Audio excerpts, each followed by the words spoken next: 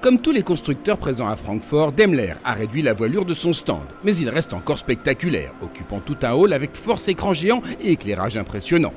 Au centre de cette scène, presque perdu dans cette immensité, trône le concept car Vision EQS. Alors déjà c'est une vision de la berline de luxe du futur. Et la berline de luxe, elle sera en partie autonome et aussi 100% électrique.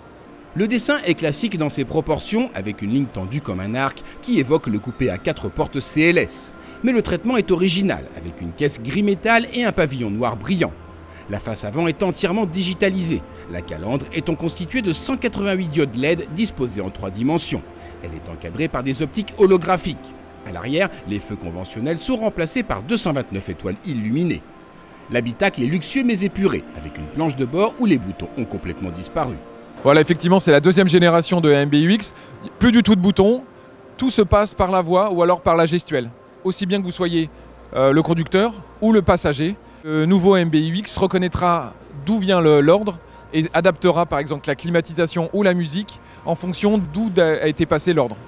Le Vision EQS dispose évidemment d'une propulsion zéro émission. Ses moteurs électriques disposés à l'avant et à l'arrière offrent 4 roues motrices et une puissance supérieure à 350 kW, 476 chevaux. Le couple de 760 Nm permet à cette berline d'accélérer de 0 à 100 km/h en moins de 4 secondes 5.